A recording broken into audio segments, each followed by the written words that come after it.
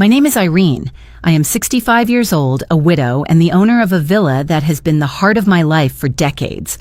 For most of my years, I lived quietly, raising my only son, Thomas, and building a life of dignity.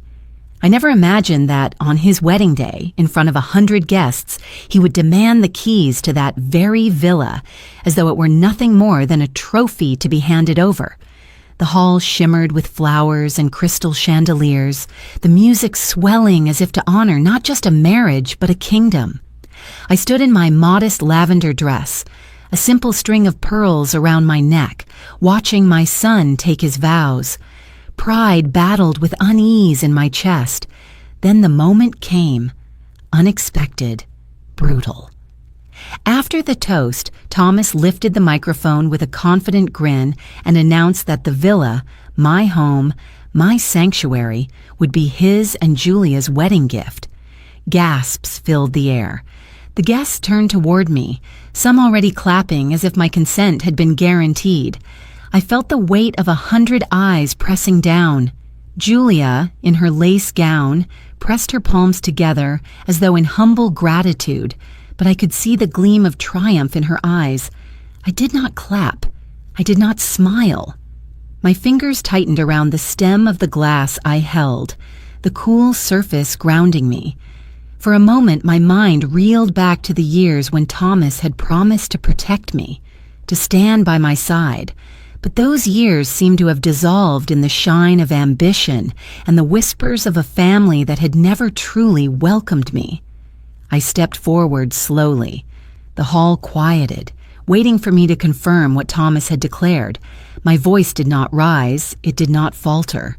"No," I said, just one word. The silence that followed was heavier than stone. Julia's painted smile wavered, and then, as if on cue, tears welled up in her eyes. She clutched Thomas's arm, whispering something that the crowd could not hear, but that sent him into a blaze of indignation. He turned on me with a sharpness I had never seen in his eyes before. "You would humiliate me here, in front of everyone? On my wedding day?" His voice rang across the hall. He shook his head as though I were some stranger who had betrayed him. "You're selfish, Mother. You've always been small. That villa should be ours. You should be honored to give it to us." I stood in front of the guests, feeling their judgment slicing through me. Some whispered, some frowned, others looked away. My cheeks burned, not from shame, but from the cruelty of hearing my son treat me like a beggar rather than the woman who had given him everything. Julia's tears ran down, leaving trails across her flawless makeup. She turned toward the guests and murmured through sobs, I never thought his own mother would ruin his happiness like this." She buried her face against his shoulder, a perfect picture of injured innocence. The hall shifted. Sympathy for her, scorn for me. I could not stay in that place any longer. My heart pounded, but my spine remained straight. Without a word, I placed the glass back on the table and walked toward the exit. Each step echoed against the polished floor, a drumbeat of defiance. People parted in silence, their stares heavy, but no one dared to stop me. At the doorway, I reached into my small purse, pulled out my phone, and dialed a single number. My voice was low, calm, almost colder than the air-conditioned hall I had just left behind. "It's time," I whispered. No one outside the room knew whom I had called. No one understood why I left with such quiet certainty. But I did. An hour later, when a man none of them expected would walk into that glittering hall, they would understand why I refused to bow. They would see my son's jaw drop, his certainty crumble, his world turn upside down. For years I had lived as though invisible, dismissed as just an old woman clinging to her memories. That day, standing at the edge of his wedding, I realized invisibility could be power. I could be silent, but I would not be erased. I still remember the look in Thomas's eyes when he tried to shame me in front of those guests. He thought he had won. He thought the weight of 100 witnesses would crush me into surrender. Instead, it only clarified what I must do. Life has a way of cornering us, making us feel that our only choices are silence or humiliation. But there is always another path, the one where silence is not weakness, but a weapon held close until the right moment. I took that path, and as the music inside swelled again, as laughter resumed without me, I stepped into the quiet of the evening, the phone still warm in my hand. My story did not end there. In truth, it had only begun. So stay with me. You may think you know how a mother's love should play out, how loyalty should bind tighter than any rope. But sometimes, love must be tested, dignity must be chosen, and justice must arrive in silence. If you've ever faced betrayal in the place you least expected, if you've ever felt invisible when you knew your worth, then this story will speak to you. And while you listen, I invite you to join me. Share your thoughts. Share where you're listening from. Your presence here is what turns these memories into something larger. A reminder that none of us walks through betrayal alone, and none of us is too old to begin again. That night, at my son's wedding, I walked away with nothing but my dignity, a phone in my hand and a secret yet to be revealed. And when the man I had called stepped into that hall, silence fell heavier than before. The story of how it unfolded is what I will tell you now. The morning of my son's wedding began with a thin layer of mist hanging over the villa's garden. Sunlight fought to break through the haze, scattering across the roses I had tended with my own hands for so many years. I woke early, not from excitement but from habit. Years of living alone had taught me to rise before the world stirred. Yet that morning, even the air felt different, weighted with an unease that I couldn't quite shake. I slipped into a simple dress of pale blue and fastened my late husband's wedding band around my neck, where I had kept it since his passing. It was my quiet shield, a reminder that love had once been real, pure, and protective. When I entered the kitchen, I found Helen already there, her figure tall and composed, draped in a silk robe as though the villa belonged to her. She glanced at me, eyes sharp and dismissive, before returning to her coffee. "You should be grateful, Irene," she said, her voice as smooth as marble. "Today your son begins a new chapter. This villa will no longer be so empty." Her words were sweetened with poison. I knew the meaning beneath them. To her, I was an old relic, a wallet in human form, useful only for the property she coveted. I poured myself tea, refusing to rise to her bait. Silence, I had learned, was my greatest defense, but silence also cuts. Victor soon joined her, his presence filling the room with a kind of self-importance that clung to him like his tailored suit. He kissed Helen's cheek and barely nodded at me, as though I were a servant in my own home. "Everything must be perfect today," he said. "Appearances matter. This family must shine." A villa like this makes a statement I knew then, that the villa was not simply a home in their eyes. It was a jewel, a stage, a tool to reinforce their status. To them, I was invisible, unless I handed over what they desired. I stirred my tea slowly, watching the steam curl, and wondered how my son had fallen so deep into their world of appearances and ambition. Julia floated into the room shortly after, radiant even in her dressing gown, her hair pinned with delicate pearls. She slipped her arm through her mother's and kissed her father's cheek before giving me a smile too polished to be genuine. "Good morning, Irene," she said sweetly, placing extra emphasis on my name as though it were a formal address, not family. "I hope you're ready.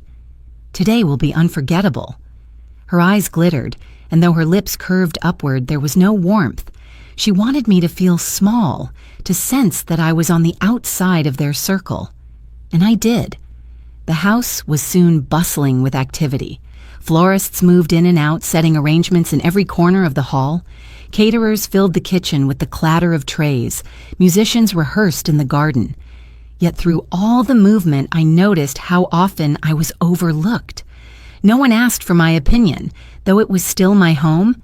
No one acknowledged that every rose in the garden had grown under my care, that the walls held my laughter, my sorrow, my history.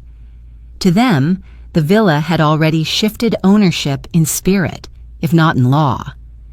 I walked through the rooms, touching the frames on the walls, the corners of furniture that had been with me since Thomas's childhood. I remembered his small hands tugging at my skirt, his laughter echoing down the hallways. Now those same hallways carried voices that pushed me further into the shadows. At one point, I overheard Julia whispering to her mother. They were arranging seating, speaking as though the house was already theirs. "After the ceremony," Julia said, her tone low but firm, "we can host every holiday here. It will be perfect. No one in our circle has a villa like this." Helen nodded approvingly. "Yes. Once everything is settled, this will be your crown jewel. A new beginning for both of you." I felt my stomach tighten. Their words left no space for me, not even as a mother, not even as family. In their story, I was already written out. I retreated to the veranda, seeking air, seeking distance. The sky was clearing, the sun stretching stronger now, but inside me a storm grew. I wanted to cry, yet I would not. I had cried enough in the silence of my bedroom, mourning a son I was slowly losing not to death, but to ambition. Out there, beyond the mist, I promised myself that if they wished to see me as invisible, I would learn how to use invisibility to my advantage. Guests began to arrive hours later, dressed in their finery, their laughter carrying across the lawn. Some greeted me with polite smiles, but most rushed to embrace Helen and Victor, praising the splendor of the setting as though they were the hosts. I stood by an ornament in the corner, my presence unnoticed, my contributions unspoken. A few whispered near me, "She must be proud," but their tone was perfunctory, their eyes already drifting toward Julia in her gown. I kept my hands folded in front of me, hiding the tremor that threatened to betray my calm. Pride and humiliation warred within me. This was supposed to be Thomas's day, yet I felt like a trespasser in my own life. As the ceremony hour drew near, Helen approached me again, her voice lowered but cutting. "Remember your place, Irene. This day is not about you. Do not embarrass Thomas. Be gracious. That's all anyone expects of you." I met her gaze, my lips curving into a faint smile. She thought she had won, that I had no voice. But deep inside, I was already preparing for the moment when silence would not be weakness, but strength. The morning carried on with its rehearsed elegance. Musicians tuned their strings, photographers adjusted their lenses, and Julia glided through it all as though she had been born to play this role. I followed quietly, invisible in their eyes, but every word, every glance, every dismissal settled into my memory. By the time the sun climbed high and the mist had long burned away, the villa had transformed into a stage set for a spectacle. To them, I was merely a shadow at the edge of the frame, yet shadows can linger, and sometimes they hold more power than the light. I took one last look at the garden before the ceremony began, breathing in the scent of roses and the memory of the life I had built. Whatever the day would bring, I knew I could not allow myself to be erased. They might see me as invisible, but invisibility has a way of watching, waiting, and choosing its moment. That was the morning of my son's wedding, the morning I realized I no longer belonged in their story. But I also knew the day would not end the way they expected. I used to know my son by the rhythm of his footsteps. As a boy, Thomas ran toward me, quick taps through the hallway, always carrying a question or a joke. The first time his steps slowed and grew careful, I felt the change before I understood it. He came home from college with a new haircut and a fresh poise, the kind that enters a room a second before the person does. Years earlier, on the night of his father's funeral, we stood at the kitchen sink with the water running and the dishes abandoned. Thomas squeezed my hand and said, "I'll protect you, Mom." I kept that promise close, a small warm stone in my pocket, something to hold when the house felt too wide for one set of footsteps. I believed him because he had always been the boy who held doors without being asked. He returned one afternoon in late spring with Julia. The hydrangeas were the color of the sky, and light fell across the foyer like a silk scarf. Julia turned in a slow circle and said, "This place is a dream," and the word place lodged itself between us. I brought out lemon bars because Thomas loved them as a child. He told the story about school trips and sticky napkins. Julia laughed and touched his sleeve. They were beautiful together, and beauty can be blinding when you want so badly to keep believing. The new vocabulary arrived in winter. He asked me to consider downsizing for ease, to travel while you can, to see how the villa might serve a bigger purpose. When I asked whose purpose, he sighed and said I worried too much. He claimed the house felt heavy for one person. I told him a house is heavy only when love has been packed out of it. Calls turned into texts. "Can I call you later? Running into a meeting? Love you." He measured visits in half hours and sat forward on chairs like a man already leaving. I learned to let him go first so I wouldn't have to watch him choose the door. Distance does not always arrive as absence. Sometimes it sits beside you and pretends to be busy. Helen and Victor slipped into our lives with polished smiles and practiced warmth. She brought lilies that smelled like ceremony and complimented my table while suggesting a decorator to modernize the rooms. He admired the woodwork and asked easy questions about insurance, taxes, and casually, market timing. Thomas watched them like a student studying fluent speakers. There were still flashes of the boy I raised. He fixed a leaky faucet and laughed when the spray hit his shirt, and for a heartbeat I saw the child who apologized to the chair after bumping it. On his birthday, I baked cinnamon bread and left it at his apartment with a ribbon and a note. He texted a heart and sent a picture of Julia holding a slice on the blue heirloom plate his father and I bought our first year. The more they visited, the more they looked past me and into the rooms. Julia planned photographs from the staircase, brunches on the terrace, holidays that somehow made me an optional guest. Thomas began saying when he spoke about the house. We could open the parlor. We could host your friends. They'd love it. I reminded him the deed carried one name. He laughed softly, as though I had told a quaint story from another time. We argued once, softly. He said the villa was impractical, that sentimentality costs more than it pays. I said memory is the mortar that keeps a life from collapsing. He said I deserved rest. I said I would rest when I chose. He held me longer than usual, and still I felt the cold line of distance draw itself between us like chalk. Sometimes we walked the garden and I named the landmarks. This is the oak you climbed until your knees were green. This is the bench where you read your first novel alone. He smiled and said he remembered, but his eyes drifted to the gate and the road beyond it. I understood he was living in a future where the villa was backdrop and I was a shadow outside the frame. A breeze lifted the rose leaves and made a soft applause, as if the garden itself remembered who had tended it through every season. When the engagement was announced, he called sounding breathless and young again. He said they wanted something timeless. He did not ask where it should be, he assumed. I said yes because no felt like locking myself out of whatever part of his life still included me. On the morning of the wedding, I fastened my husband's ring onto the chain at my throat and repeated Thomas's words into the quiet kitchen. "I'll protect you, Mom." I did not say it to remind him. I said it to remind myself that once, love spoke in complete sentences. If that language had changed, then I would learn a new one. The kettle clicked off. A beam of sun slid across the floor. I breathed in and stood taller than my doubts. That day, I would not chase his footsteps down halls that no longer echoed my name. I would set my own rhythm, steady and clear, and walk where I needed to go.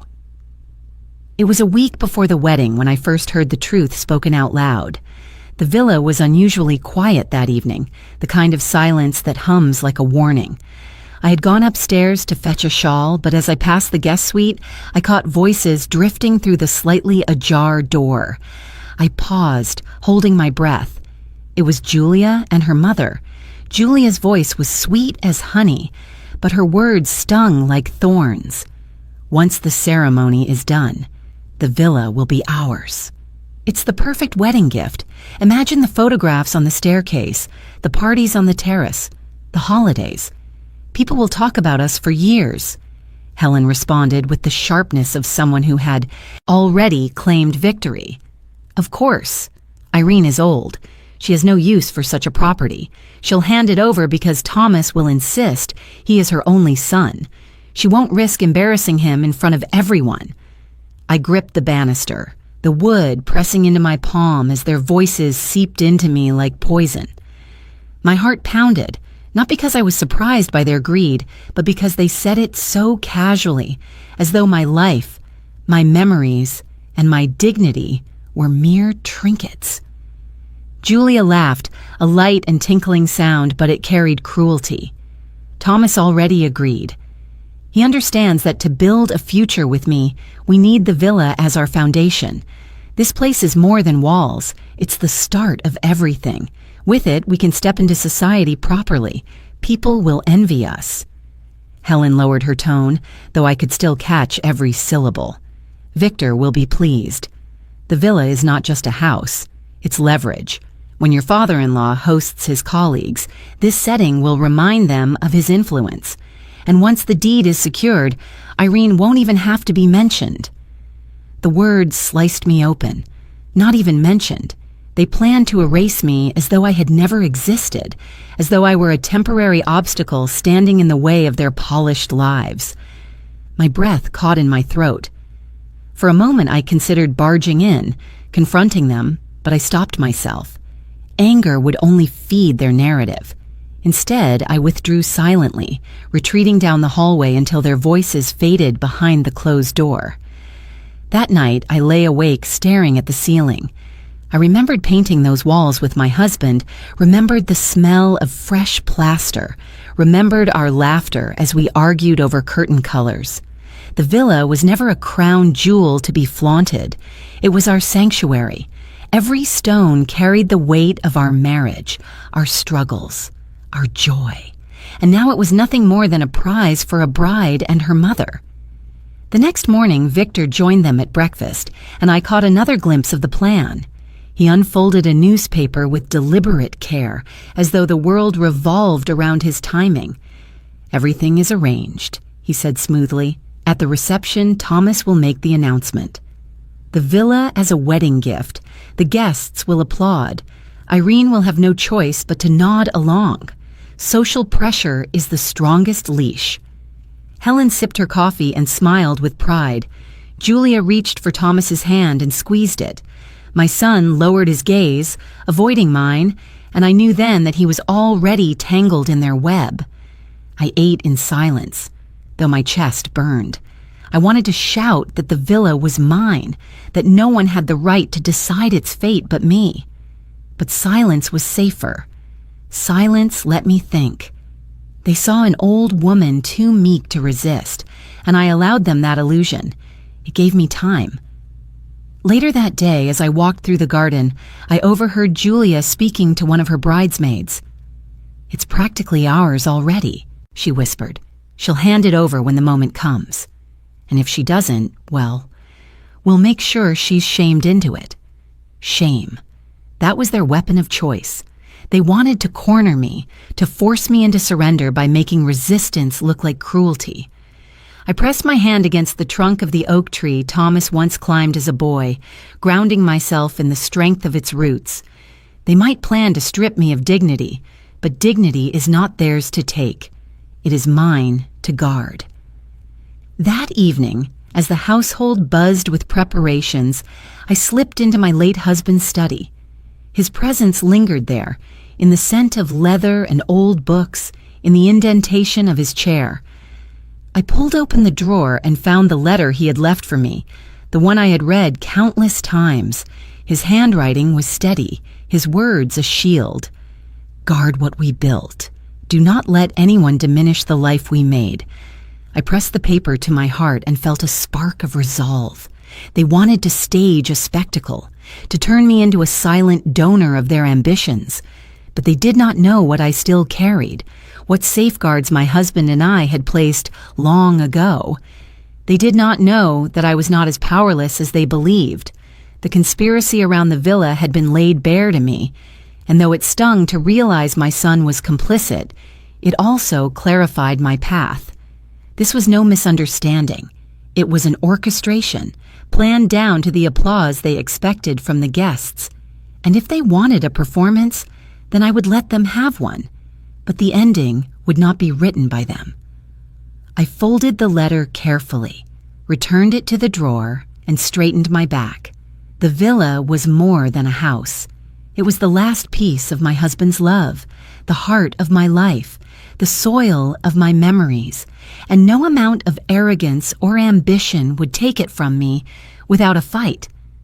That night, as the chandeliers were polished and the chairs lined up in the hall, I walked slowly through every room, memorizing each corner. Not because I feared losing it, but because I wanted to remind myself why I must not surrender. They believed I was invisible. They believed I would fold beneath the weight of society's gaze. But I was still Irene, and Irene had endured loss, grief, and loneliness. I could endure this too, and emerge stronger. By the time the wedding day arrived, the villa was no longer mine in the eyes of the crowd. The hall had been transformed into a glittering stage with garlands hanging from the balconies, champagne bubbling in tall glasses, and the air buzzing with chatter. Everywhere I turned, I felt the subtle push of exclusion. It wasn't violent, but it was unmistakable, a steady erosion of belonging that left me standing on the outside of my own life. As the guests arrived, I smiled politely, offering greetings, but the responses I received were thin and perfunctory. They were quick to move past me, their warmth reserved for Helen and Victor, who stood like monarchs at the entrance, compliments showered upon them. The villa is magnificent. This is the perfect place for such a wedding. Not a word was given to me, the woman who had built and nurtured this home for decades. I became a ghost in the corridors I had painted, in the garden I had watered, in the rooms where I had once heard my son's laughter echo. I took a seat at the far end of the hall, hoping to disappear into the music, but the whispers followed me.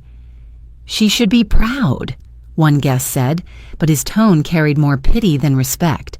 Another voice answered, "She should be careful." At her age, what can she do with such a villa anyway? Laughter bubbled around me, low and poisonous. I lowered my eyes to my hands, folding them in my lap to keep them from trembling. At one point, I overheard two cousins of Julia talking in bright, careless tones near the dessert table. "She doesn't even look like the owner," one remarked, glancing in my direction. "It's strange, isn't it? She seems so plain, so ordinary. The villa suits Julia and Thomas much better," I pretended not to hear, but the words burned. My life, my sacrifices, reduced to an afterthought in a place that had once been my refuge. When I tried to join a conversation with some old family friends, the circle closed before me. They shifted their bodies slightly, subtle enough to deny me entry without open cruelty. I stood for a moment holding my glass, feeling the sting of humiliation prickle across my skin. It was as if I had been written out of the story unfolding before my eyes. I walked toward the garden for air, but even there I could not escape the ridicule. A group of younger guests lingered by the fountain, phones in hand, their laughter carrying across the lawn. "Did you see her dress?" one of them giggled. "It looks like she bought it from a thrift shop." Another chimed in, "Well, maybe she's saving the villa for herself. Can you imagine? What does she even need it for? She's alone." Their words were sharp, and though they tried to muffle their laughter, it rang out clearly. I straightened my shoulders and passed them without comment. I had learned long ago that dignity sometimes means silence, that meeting cruelty with words only feeds its fire. But inside, I felt the tightening grip of isolation. Even the memories of love I once carried with Thomas seemed to fade under the weight of mockery and disregard. Back inside, Helen and Victor basked in admiration. Helen wore a gown that shimmered under the chandelier light, her laughter ringing like silver bells. She touched guests lightly on the arm, weaving them into her circle, making them feel chosen. Victor spoke of politics and business with the ease of a man who believed the world bent to his will. People leaned in, eager to listen, eager to be associated with such confidence. And always, when the villa was mentioned, the credit flowed to them, never to me. Julia drifted among the guests like a vision, her gown trailing behind her, her smile carefully measured. When she spoke of the future, she used the word ours again and again. Our villa. Our new beginning. I heard it enough times that I wondered if she truly believed I had already handed over the keys. The guests applauded her words, clinked their glasses, and turned to look at me with expectant eyes. They wanted me to nod, to validate the fantasy they had all accepted as truth, but I did not nod. I sat in my chair, sipping my drink, allowing their gazes to wash over me like waves crashing against stone. My silence unsettled them. A woman across the table whispered, "Why isn't she saying anything? Why doesn't she just agree?" Another muttered, "She's being difficult." At her age, she should know better. The humiliation was sharp, but beneath it something steadier grew. The more they dismissed me, the more I felt the spark of defiance kindle in my chest. As the music swelled and glasses were raised for yet another toast, I caught sight of Thomas across the room. He was laughing with Julia, his arm wrapped protectively around her waist. When our eyes met for a fraction of a second, I thought I saw hesitation, the shadow of the boy he once was. But then Julia leaned in, whispered something in his ear, and the shadow vanished. He turned away, his laughter louder than before, as though to drown out whatever flicker of doubt had crossed his face. I realized then that I was truly alone in that hall, not alone in body, but in spirit. Surrounded by 100 people, I had never felt more invisible. They wanted me small, compliant, erased. And for a moment the weight of their scorn pressed so heavily that I nearly bent beneath it. But I remembered the letter hidden in the drawer upstairs, my husband's words urging me to guard what we had built. I remembered the feel of his ring against my chest, and I remembered that silence is not surrender. It is patience. It is the gathering of strength before the storm. So I sat through their laughter, through their whispers, through their mocking glances. I let them think I was powerless, that they had succeeded in isolating me. They mistook my quiet for defeat, not realizing that quiet can hold the sharpest edge. When the music faded into a softer melody and the lights dimmed slightly, I rose from my chair and walked toward the back of the hall. My heart was heavy, but my steps were firm. They believed they had cornered me, stripped me of worth. What they could not see was that the isolation they forced upon me would become the very foundation of my resolve. That night, beneath the glittering lights and the rustle of silk gowns, I learned the true depth of their contempt. And I also learned that contempt can be the spark that ignites a fire no one expects. The clinking of glasses signaled another round of toasts, and the hall swelled with anticipation. I sat rigid at my table, my hands folded, tightly, bracing myself without knowing why. Then Thomas stood, his shoulders squared, the microphone in his hand catching the glint of the chandelier. The crowd hushed, 100 eyes rising to meet him, their attention fixed as if he were already a man of great importance. "My friends, my family," he began, his voice booming with a confidence that startled me. "Today marks not just the beginning of my life with Julia, but the beginning of something larger, something enduring. His words floated through the air, sweetly rehearsed, practiced to charm. Guests leaned forward eagerly, smiling, nodding, believing they were about to hear a promise of love. He looked at Julia, then at her parents, and finally, deliberately, at me. As a symbol of this new life, my mother has agreed to gift us her villa. This home, rich with history, will now be the foundation of ours. From this day forward, it will belong to Julia and me. The crowd erupted into applause. Glasses were raised. Some guests even whistled in admiration. "What a gesture!" someone exclaimed. "So generous!" The hall vibrated with approval, the sound pressing in on me until my ears rang. I felt the air leave my lungs in one sharp gasp. My hands gripped the edge of the table, my knuckles white. The room blurred for a moment, voices colliding, faces glowing with excitement. But through it all, I saw Thomas's eyes. He didn't look uncertain. He didn't look ashamed. He looked resolute, complicit, as if this had been his plan all along.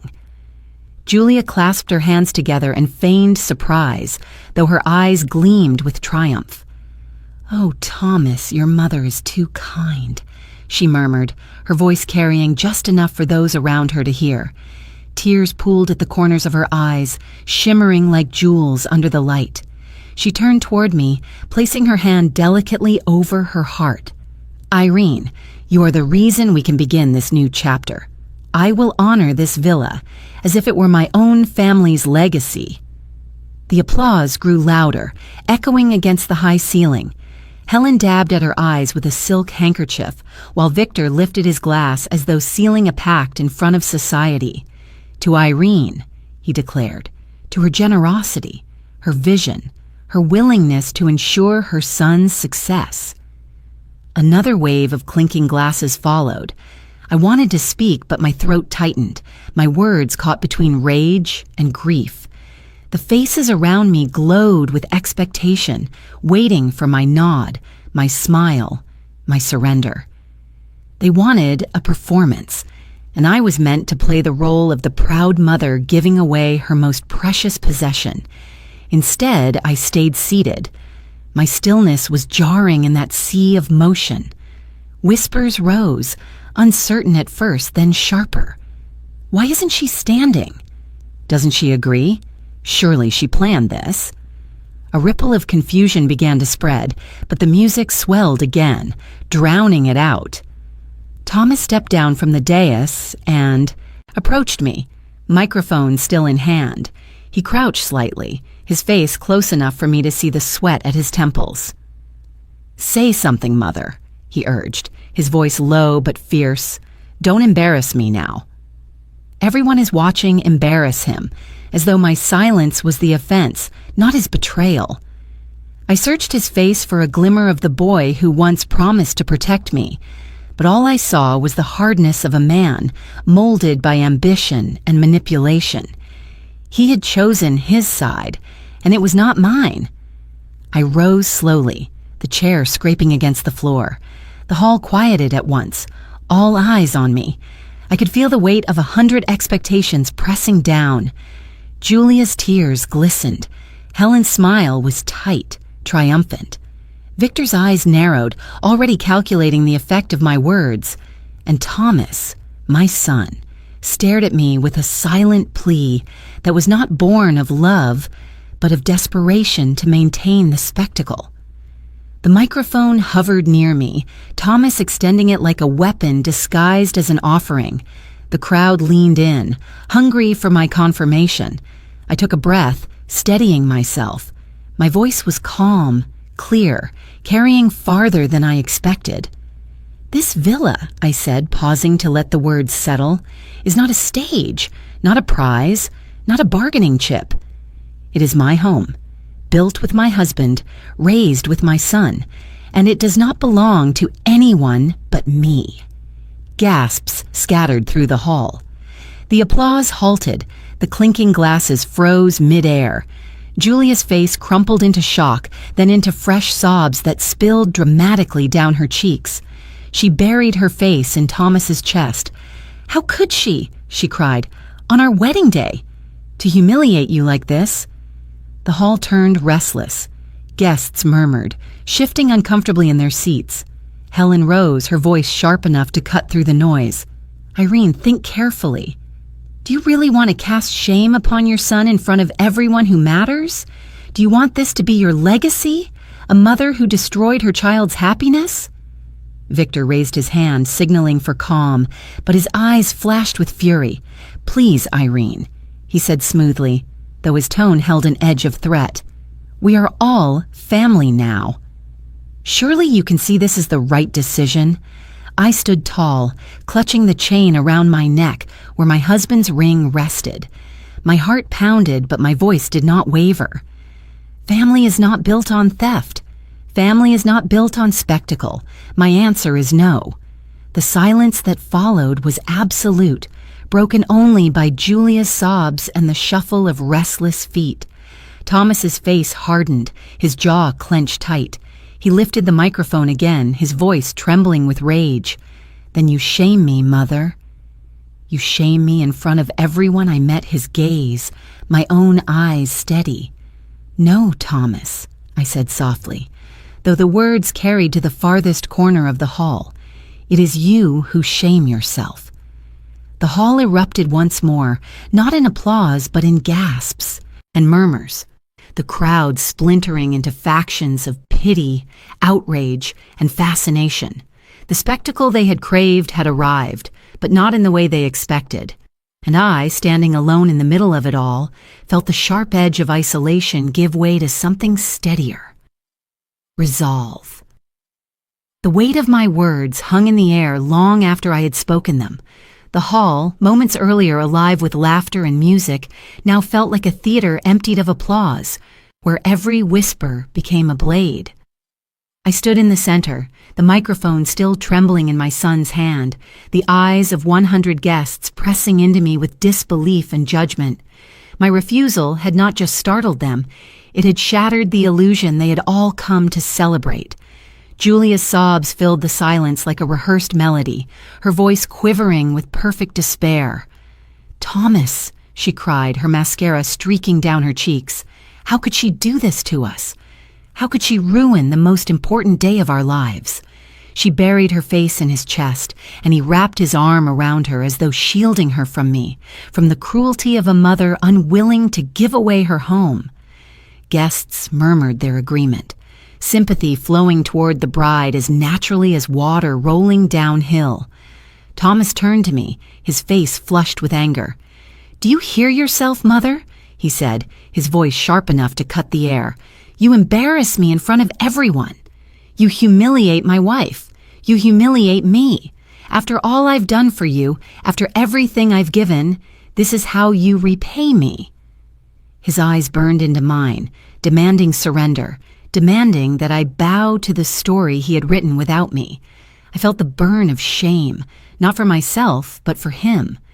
I remembered the boy who had once kissed my cheek before school, the boy who had promised to protect me. Now here he was, a man raising his voice against me, wielding public scorn as his weapon. My chest tightened, but my voice remained steady. "No," I said again, the words slicing through the noise, simple and final. Gasps rippled through the room. Some clutched their pearls, others leaned closer to their companions, whispering as though they were spectators at a scandalous play. One woman at the front shook her head, muttering, "She's cruel. A mother should sacrifice." Another answered, "Or perhaps she's selfish." Old women can be that way. Their words reached me, but I let them pass, because the truth of what I carried was heavier and stronger than their gossip. Julia lifted her tear-streaked face, her voice trembling like fragile glass. "I only wanted to be part of this family," she cried. "I only wanted to start our marriage with love. And she rejects me. She rejects us." Her words fell into the crowd like seeds, quickly taking root in fertile soil. Heads nodded, lips pursed, eyes turned against me. Helen rose from her seat, her elegance intact, though her eyes glowed with calculated fury. "Irene," she said, her voice sharp but wrapped in silk, "this is neither the time nor the place to make such a cruel stand. You risk not only your son's happiness but his reputation. Do you wish to see him scorned by society because of your stubbornness?" Her gaze swept across the hall, drawing the audience into her net, making them complicit in the judgment. Victor followed, raising his glass with a thin smile. "To family," he said, his voice steady but cold, "and to unity, which only exists when sacrifices are made." He looked at me as if daring me to contradict him, his eyes promising consequences that extended far beyond this hall. The walls seemed to close in around me. 100 people leaned forward, waiting for me to fold. Thomas's grip on the microphone tightened, his knuckles white. He shoved it toward me, his words hissing. "Say it. Say you'll give us the villa. End this foolishness. Don't make me beg you here." His voice cracked on the last word, but not from sorrow. It cracked from rage. I met his eyes and saw no trace of the boy I had raised, only the man shaped by ambition and guided by the hunger of others. My throat tightened, but I swallowed hard and let my voice rise, calm but unyielding. "I will not give you my home. Not now, not ever. This is not a gift to be demanded. This is not yours to take." The silence that followed was raw, broken only by Julia's wails and the shuffle of feet as guests shifted uncomfortably. Some looked away, unable to watch a mother and son stand as adversaries. Others leaned forward eagerly, savoring the drama. My refusal had become their entertainment, but for me, it was survival. Thomas's face darkened. He turned back to the crowd, his voice shaking with fury. Do you see? Do you see how she treats me? My own mother. She would rather shame me, shame all of us, than show generosity. She has never cared for me the way she pretends. He pointed toward me, his voice rising into a shout. This is the truth of who she is. A murmur of disapproval swept through the hall, directed at me. I could feel the weight of their disdain pressing against my skin, the whispers branding me as cruel, unworthy, selfish. My chest rose and fell, and though my hands trembled, I clasped them tightly in front of me. I would not weep. I would not bend. I looked at my son one last time, letting him see the pain in my eyes, the pain of a mother who had loved, who had sacrificed, who had carried him through every storm. You shame yourself, Thomas, I said softly, but the words carried through the silence. Not me. The hall erupted again, not with music or joy, but with noise, a chaos of voices, of outrage, of disbelief. Julia collapsed into Helen's arms, sobbing theatrically. Victor shook his head with grave disappointment. Guests whispered furiously, their words slicing through the heavy air, and I stood there, alone but unbroken, the sound of my refusal echoing louder than all their voices combined. The hall pulsed with noise after my refusal, a storm of whispers, disapproving glances, and Julia's cries that rose and fell like a practiced performance. Yet in the center of it all, I felt a strange calm. The shame they tried to drape over me slid off like water from stone. My silence, so often mistaken for weakness, became my shield. I knew if I stayed longer, they would claw at me until there was nothing left but their version of the story. So I chose to leave. I set my glass down carefully, the soft click against the table louder to me than all the chatter. Without a word, I turned from the sea of eyes. My heels tapped against the polished floor as I walked toward the exit. The music faltered, conversations dipped, but no one stopped me. Their voices followed like a tide pulling at my back. Accusations, pity, questions. Is she really walking out? She's heartless. Poor Thomas. Every word was a stone, but I carried them with my spine straight. The corridor outside the hall was dimmer, quieter. I could still hear the muffled noise behind me, but each step I took dulled the sound. For the first time that day, I could breathe. I walked past portraits of ancestors who stared down from gilded frames, men and women who had lived through storms of their own. Their painted eyes seemed to follow me, reminding me that survival often wears the face of solitude. I reached the main doors of the villa. The night air swept against my cheeks, cool and steady, and for a moment I closed my eyes, letting it wash away the heaviness of that room. Behind me, my son was still caught in the grip of ambition, his bride still weaving her performance of tears. But I had stepped out of their theater. I pulled my phone from my purse, my fingers steady. The screen lit up, a glow against the darkness. I scrolled to a number saved long ago, one I had never used until this moment. My thumb hovered for only a second before pressing the call. The line rang once. A deep voice answered. I spoke 2 words, no more. Green light. The words tasted both foreign and familiar, like unlocking a door I had kept hidden for years. The voice responded with quiet certainty. Understood. Then the line went dead. I placed the phone back into my purse, my heart beating not with fear but with clarity. My silence inside the hall had been sharp enough to cut, but this silence, the silence of preparation, was sharper still. They believed I walked away defeated. They had no idea that I had just set everything in motion. I lingered for a moment at the edge of the garden, looking out at the roses gleaming pale under the moonlight. This garden had seen my laughter, my tears, my grief. Tonight it saw my resolve.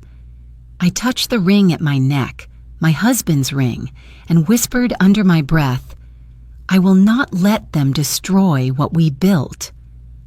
The roses swayed gently in the breeze, as if they were listening, as if they understood. Inside, I knew Julia would be sobbing louder. Helen would be whispering poison into eager ears. Victor would be calculating every possible angle. And Thomas, my son, would be seething, telling himself I had betrayed him, blind to the truth that he was the one who had turned his back first. I could imagine the scene clearly, the chaos I had left behind, but I refused to return to it. My power now was not in words, but in absence. By leaving the stage, I forced them to perform without me, to stumble without the foundation they thought they had secured. As I walked along the path leading away from the villa, the music from the hall grew faint, replaced by the quiet hum of crickets in the grass. The night sky stretched above me, vast and unbothered by human dramas. I breathed it in, each step grounding me more firmly in my choice. They could try to corner me, shame me, erase me, but the moment I had placed that call, the balance shifted. I reached the iron gates and rested my hand on the cool metal. The guard stood nearby, nodding respectfully. He'd seen me walk through storms before. Tonight was no different. "Ma'am," he said softly, and though he offered no questions, I could sense he understood enough. I nodded back and stepped into the night, leaving the noise behind. Silence followed me, not empty, but full, brimming with all the words I had not spoken. It was the silence of choice, of strategy, of a woman who had endured humiliation but refused to be consumed by it. That silence was sharper than any insult hurled inside the hall. It was a blade I carried close to my chest, hidden but ready. I paused once more, turning back to see the glow of the villa's windows, golden against the dark sky.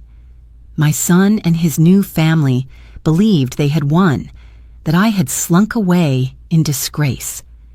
They could not see that walking away was not surrender, but preparation. They would learn soon enough. I turned back to the road and walked steadily forward, the ring at my neck cool against my skin, the night air steady in my lungs. My silence was not an end. It was the beginning of a reckoning they would never forget.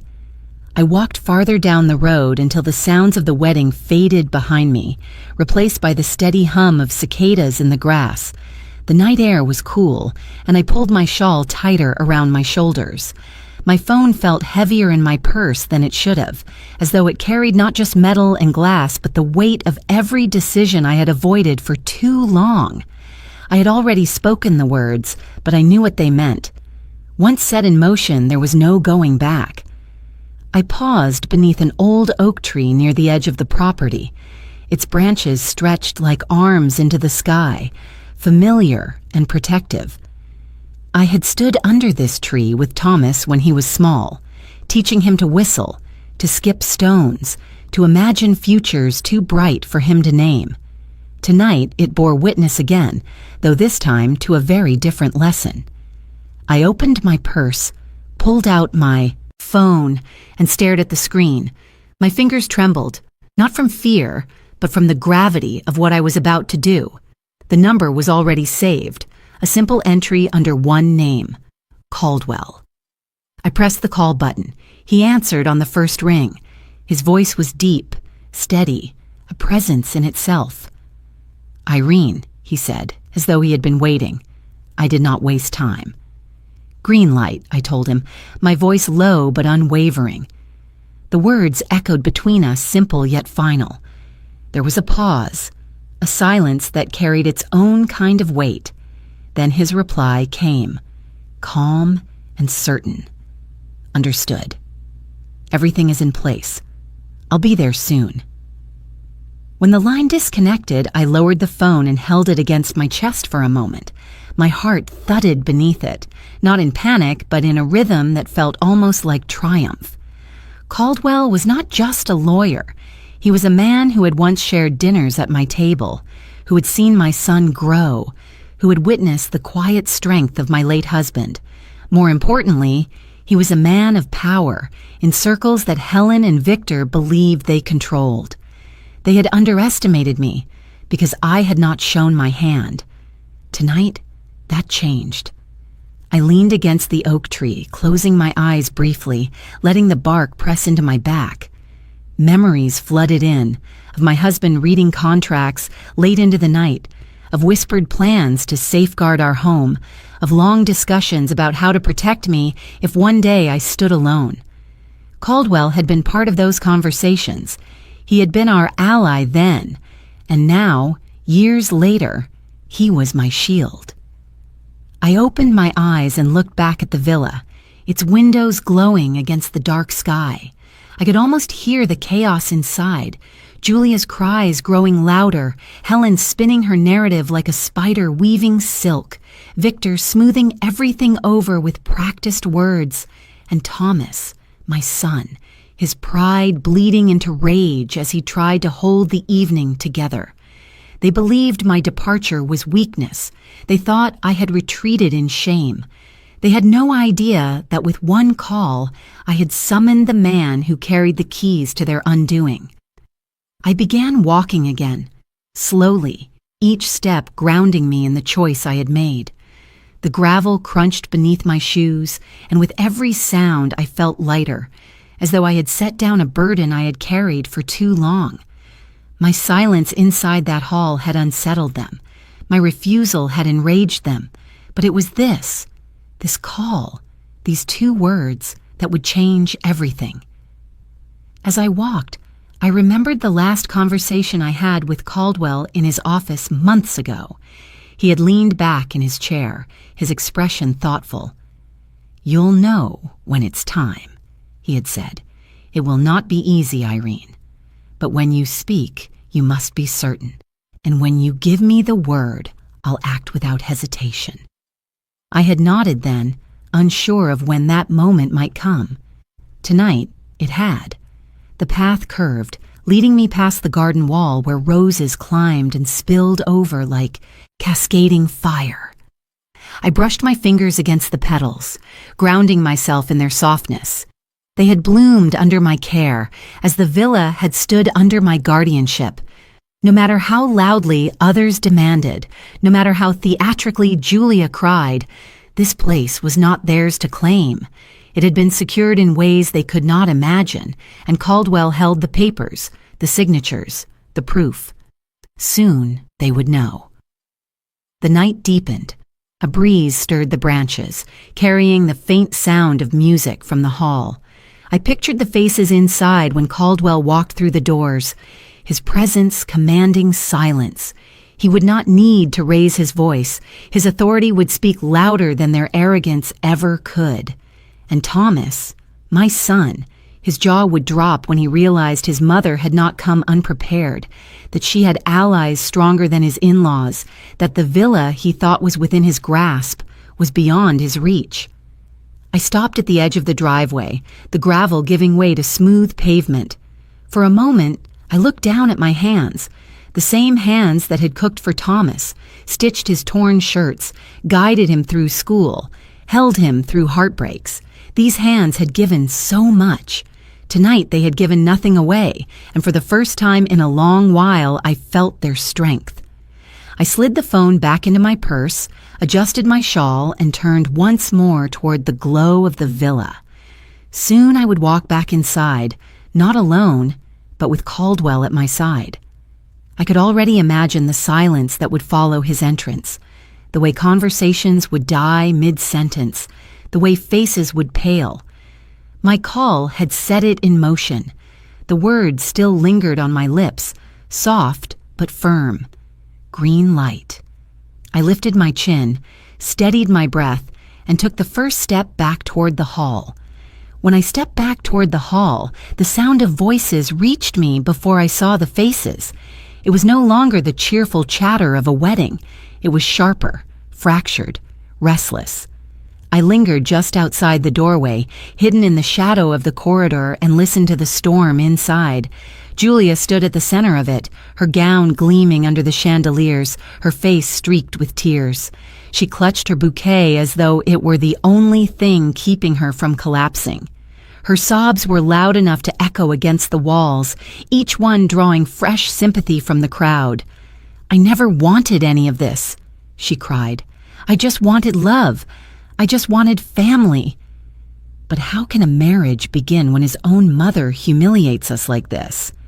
Her words spilled like poisoned honey, pulling hearts to her side, painting me as the villain before I even returned. Helen stood close behind her daughter, calm but purposeful, her voice low yet cutting through the room like a blade. "Do not judge Julia too harshly," she said to the guests. "She is young, innocent, and undeserving of such cruelty." This was supposed to be her happiest day, but instead she is shamed in front of you all. What kind of mother chooses pride over her son's future? The words found their mark. The guests shifted in their seats, whispering in clusters. Some nodded, some frowned, some looked toward Thomas, who stood stiff and pale beside his bride.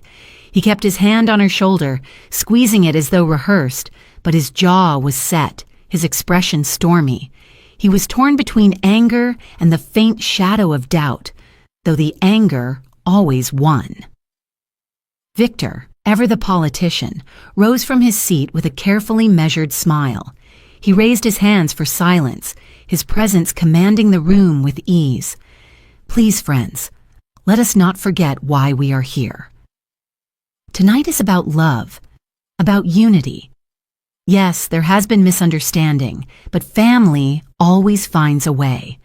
Irene is a complicated woman, perhaps overwhelmed, perhaps unwell. We must forgive her." His words were not generous, they were strategic, shaping the story so that my defiance became weakness, an ailment to be pitied. Laughter bubbled from one corner, a group of younger guests with their phones raised, recording the drama as though it were a spectacle staged for their amusement.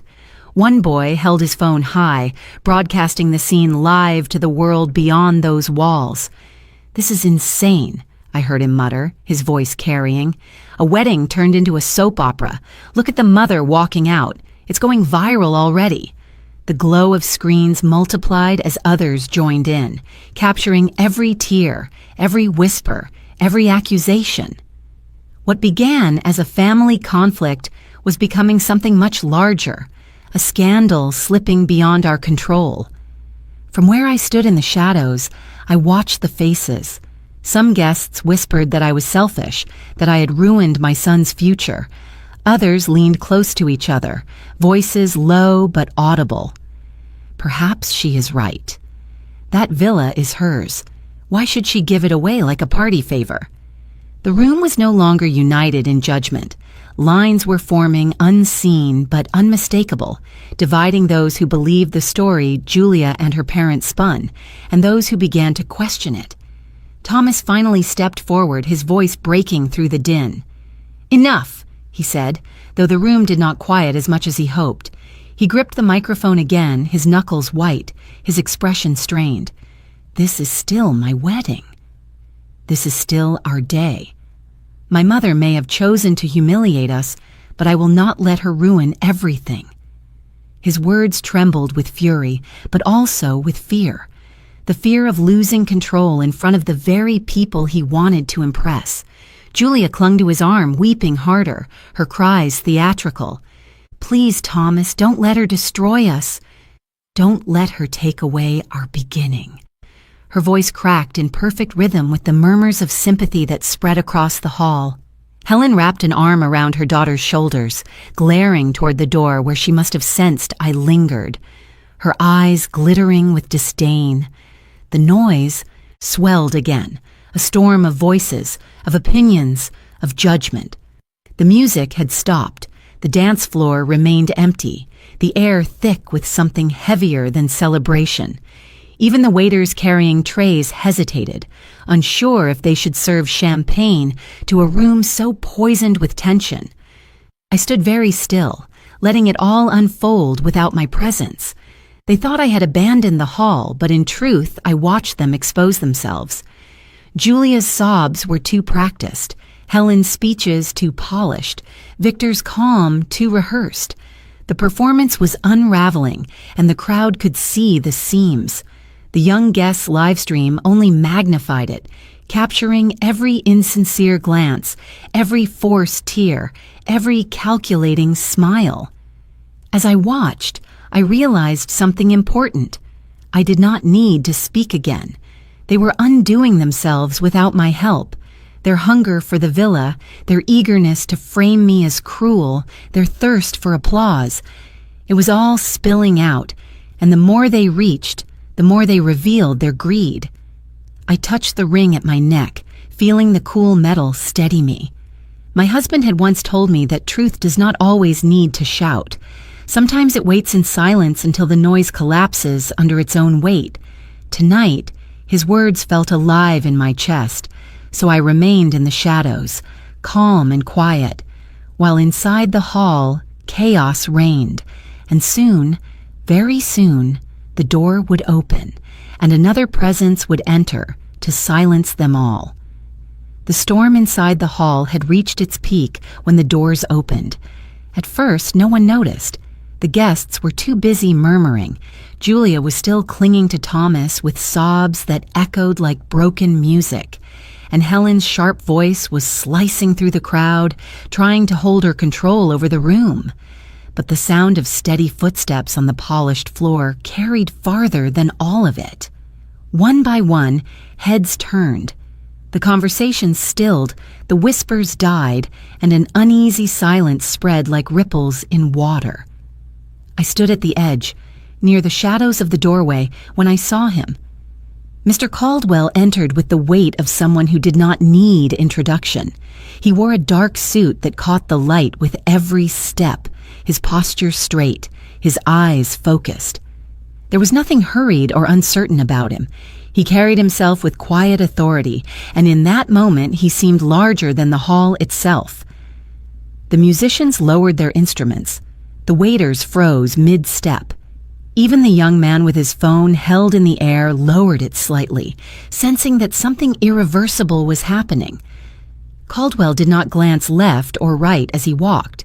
He moved down the center aisle and people instinctively shifted aside, as though making room for him was the only natural response. His presence carried its own gravity, pulling the attention of every soul in the room. Victor rose to his feet, his practiced smile faltering.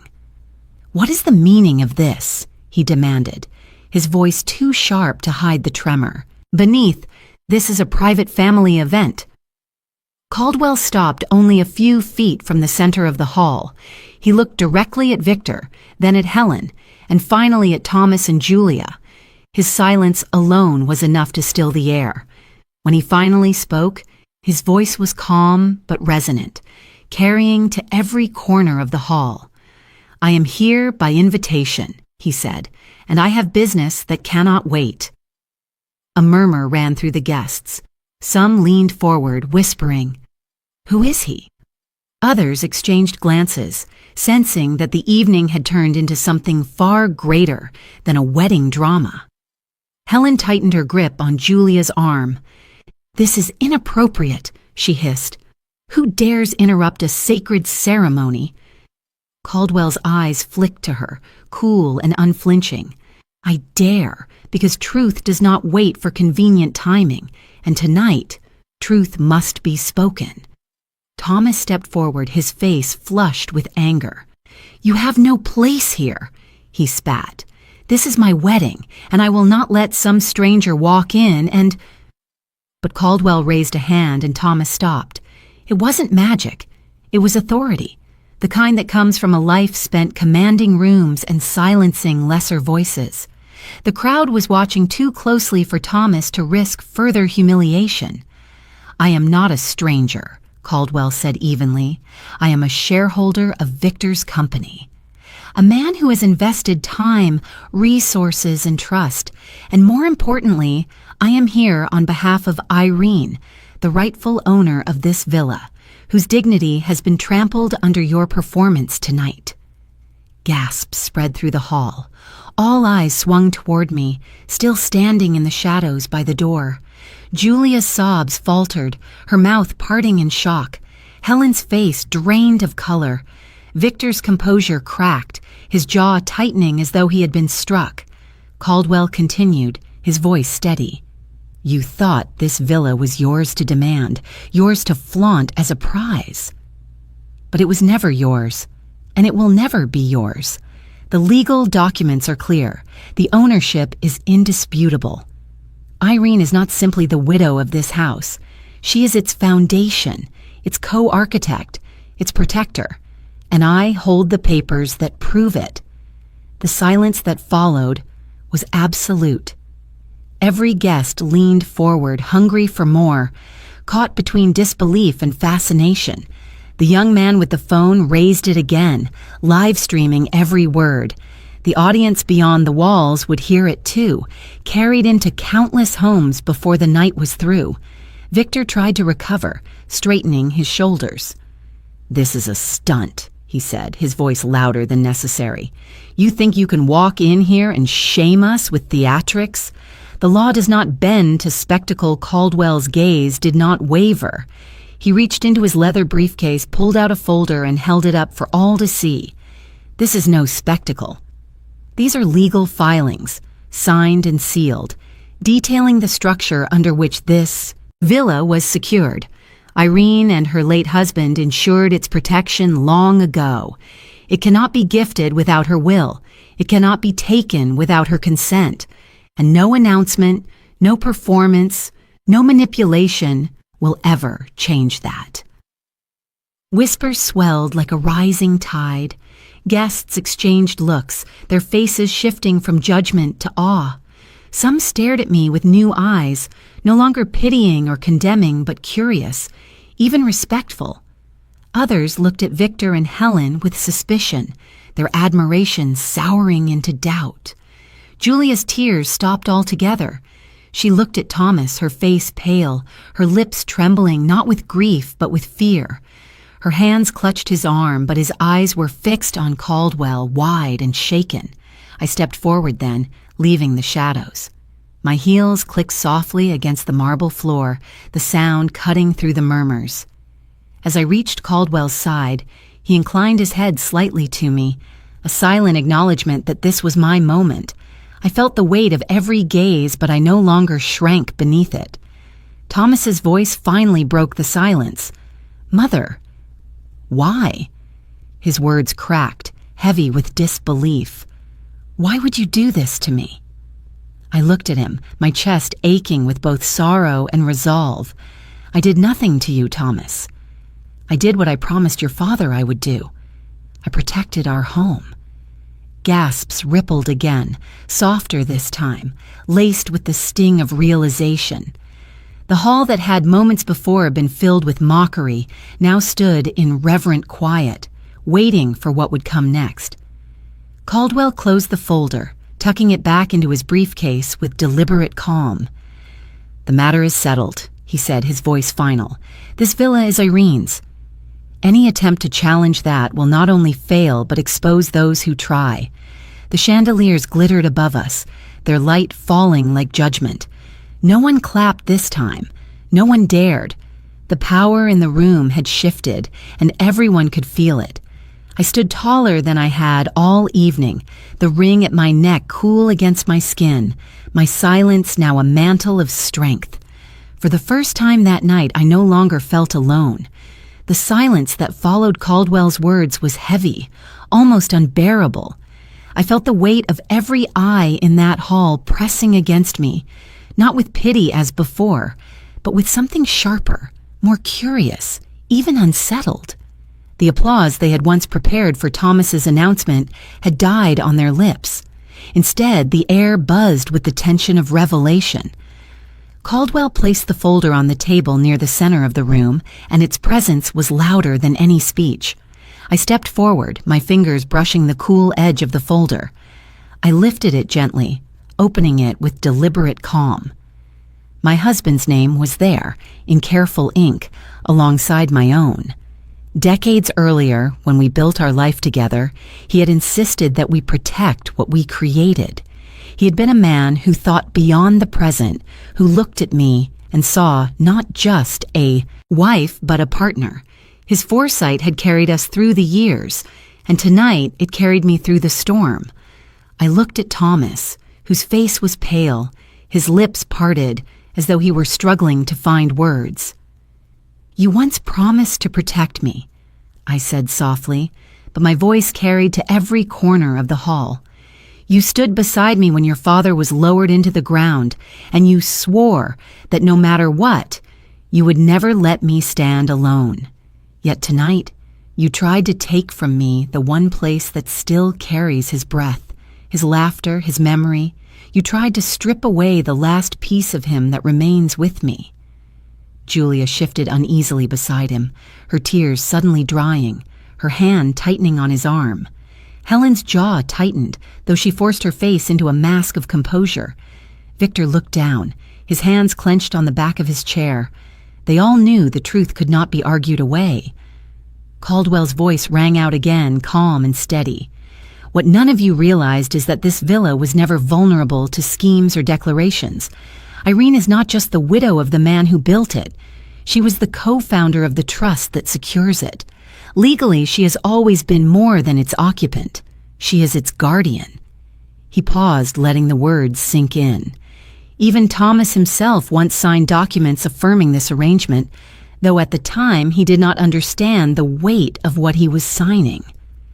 A collective gasp rippled through the crowd. Heads turned toward my son, whose face reddened with humiliation. His eyes darted back and forth, searching for escape, but there was none.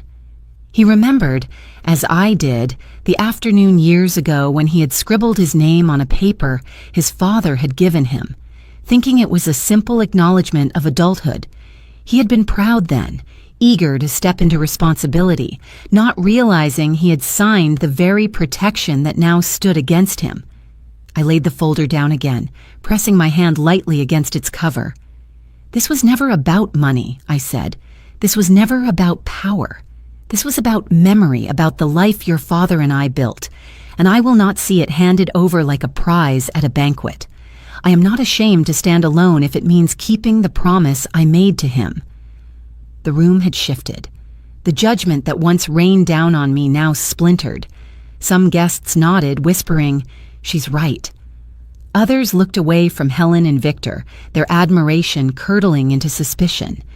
Even the young man live streaming seemed captivated, his camera steady, his voice caught with awe as he whispered to whoever watched beyond the walls, "The mother's not weak.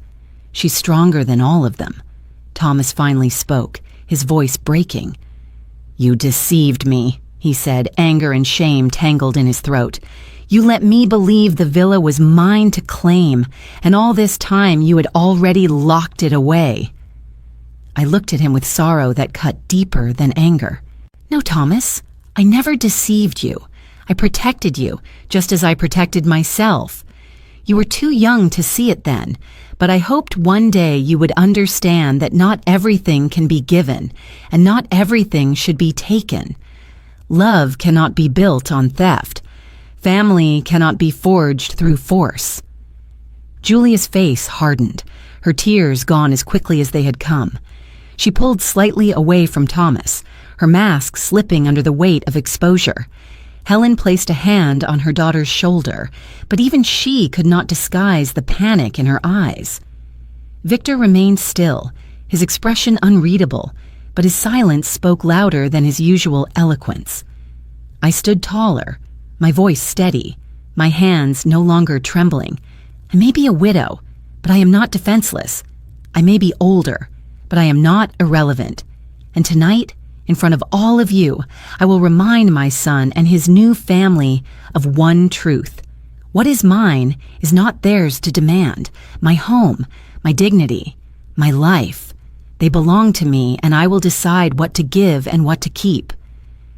The chandeliers above glimmered, casting light across faces now stripped of certainty. The villa itself seemed to breathe with me, its walls no longer a backdrop for their ambition, but a fortress of my resolve. For years they had mistaken my silence for surrender, my patience for weakness. Tonight they saw the truth. Caldwell closed the folder with finality, his hand firm on its cover. "The matter is clear," he said. "The law stands with Irene. And any further attempt to challenge her will be met not with negotiation, but with consequences." The silence that followed was not the silence of scorn, but of reckoning. And in that silence I felt my husband's presence, steady and proud. The silence after Caldwell's declaration did not last long.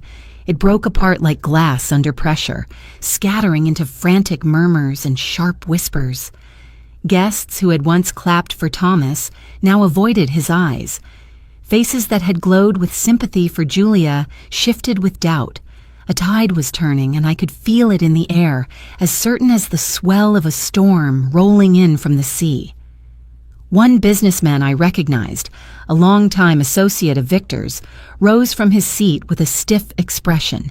He pulled out his phone, scrolling quickly, his brow furrowed. Then, with a shake of his head, he left the hall without a word. Another followed, then another. The exit doors opened and closed with soft thuds, each one like a nail hammered into Victor's carefully crafted reputation. The power he wore like a second skin was slipping away with every retreating back. Helen noticed it too. She leaned toward Victor, her whisper sharp and urgent, but he did not answer. His jaw was clenched tight, his eyes locked on Caldwell. The man who once commanded rooms with his charm now sat cornered, stripped of his authority by the simple weight of truth. His empire was built on perception, and perception was collapsing right in front of him. Julia's mask began to crack. The tears she had so carefully displayed dried on her cheeks, leaving streaks of makeup that no longer looked delicate, but desperate. She clutched Thomas's arm, her nails digging into his sleeve. "Do something," she hissed, her voice carrying enough for those nearby to hear. "Don't just stand there. Fix this." But Thomas stood frozen, pale, and shaken.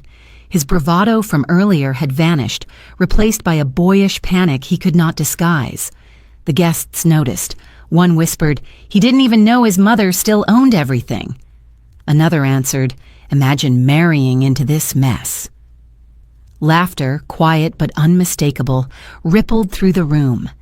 Julia's cheeks flushed with humiliation, her eyes darting wildly around the hall as though searching for an escape. The live stream only fed the fire. The young man with the phone grinned as comments flooded his screen. "It's everywhere now," he whispered to his friends. "People are eating this up. The mighty family undone by their own greed." His voice wasn't cruel, just fascinated, like a spectator at a play he hadn't expected to be so riveting. Yet I knew the damage was real. What happened inside that hall was no longer confined to those walls. By morning, it would be headlines, shared videos, whispered rumors in boardrooms and clubs where Victor once held sway. One of Victor's business partners finally stood. "I can't be tied to this," he muttered, not bothering to lower his voice. "I won't risk contracts with someone whose family can't even manage their own wedding without scandal." His words landed heavily, each syllable dragging Victor deeper into ruin. The man walked out, his departure followed by more guests, each exit a visible fracture in the facade. Helen tried once more to rally the room. She lifted her chin, her voice sharp and commanding. "Do not be deceived," she said. "This is an ambush, nothing more. Irene has staged this to shame us. But family, true family, cannot be broken by paperwork." Her attempt at control faltered as the audience shifted uncomfortably. Some shook their heads, others whispered with skepticism. Her power had always been rooted in perception, in convincing others of her superiority. Tonight, that foundation crumbled. Julia's own parents began to falter. Her father avoided eye contact with anyone, his hands trembling slightly as he adjusted his tie. Her mother's defiance looked more brittle with every passing second. Julia herself, once the radiant bride, now looked like a cornered animal. She pulled away from Thomas suddenly, her eyes wild. "I can't do this," she cried, her voice shrill. "I won't be made a fool." She tore the veil from her head, the delicate lace ripping as it caught on her earrings, and hurled it to the floor. Gasps rose around her. Some guests stood, unsure whether to intervene, while others leaned closer, hungry for more. Thomas tried to reach for her hand, but she slapped it away. "You promised me," she screamed. "You told me this villa would be ours, that your mother was nothing but a formality. And now look at us, mocked, disgraced, ruined before we've even begun." Her words echoed off the high ceilings, carrying every ounce of betrayal she now felt.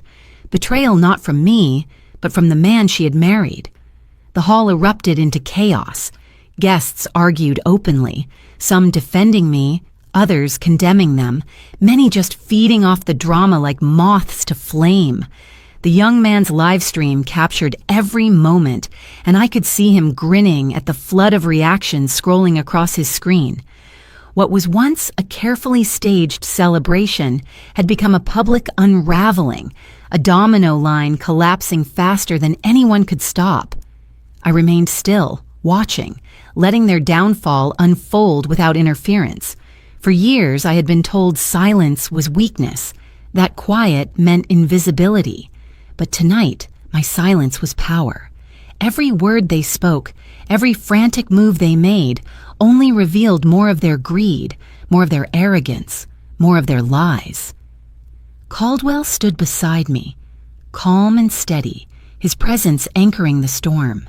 He leaned slightly toward me, his voice low enough for only me to hear. "You don't need to say another word," he said. "They're doing the work for you."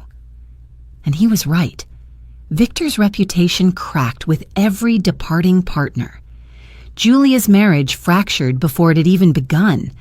Helen's authority collapsed under the weight of her own arrogance. One by one, their carefully arranged dominoes toppled, each fall louder than the last, until the once grand hall was nothing but chaos. I touched the ring at my neck, feeling its weight against my skin. My husband's foresight, Caldwell's loyalty, my own silence. They had brought me to this moment. And as I watched the family who had tried to erase me unravel under the eyes of society, I knew the villa was not just protected. I was. The chaos of the hall still echoed faintly in my ears when I slipped away, leaving Caldwell to manage the storm of questions. I walked through the villa's familiar corridors, the air heavy with memories. My steps carried me to the study, the room that had always belonged more to my husband than to me, though I had kept it untouched after his passing. Tonight, I needed its stillness. Tonight, I needed to face my son without an audience. Thomas found me there not long after. His footsteps were unsteady, and when he pushed the door open, his face was pale, his eyes wild with shame and anger. The proud groom of hours ago was gone. What stood before me was a man stripped of illusions, his voice rough when he spoke. "Why would you do this to me?" "To us?" I sat behind the desk, my hands folded over the worn leather surface. I did not answer immediately. Instead, I opened the drawer and pulled out a faded envelope, its paper yellowed by years. My husband's, handwriting stretched across it, steady and familiar. I slid it across the desk toward Thomas. "Because of this," I said. He hesitated before taking it. His hands trembled as he unfolded the paper. His father's words filled the air again, the same words that had steadied me countless times. "Guard what we built. Protect it for yourself and for our son, even if he forgets its value. Remind him that home is not a prize but a legacy." Thomas's eyes flicked over the page and his lips parted, though no sound came out. His shoulders slumped, and for a moment I thought I saw the boy he had once been, standing in this very room, asking his father questions about the world. But the moment passed, and his anger returned. He crumpled the letter in his fist. "He's not here anymore," he spat. "You are. And you chose to humiliate me." I rose slowly, my hand steady as I reached for the small velvet box I had placed on the shelf. Inside was the wedding band my husband had worn until the day he died. Its gold had dulled over time, but its weight was unchanged. I held it in my palm, letting it catch the light. "This," I said softly, "was the circle that held us together. Your father and I built this villa with it as our bond. When you tried to take the house, you weren't just taking bricks and wood. You were tearing at the very bond that created you." His eyes flickered to the ring, and I saw the conflict in his expression. Pride fought with shame, greed with memory. I stepped closer, placing the box on the desk with finality. "I am putting it away," I told him. "I will keep it in the safe, along with the letter. They are reminders of what mattered, and tonight I see clearly that you no longer carry that memory." Thomas's jaw tightened. He pressed his hands against the desk, leaning toward me. "You're choosing a house over me," he said bitterly. The words pierced me, but I stood firm. "No, I am choosing the promise your father and I made to each other. I am choosing the life we built, the dignity we preserved, the truth we left behind. You asked me to hand it away as though it were nothing, and when I said no, you turned me into an enemy. That is not what a son does. That is not what love does for a moment."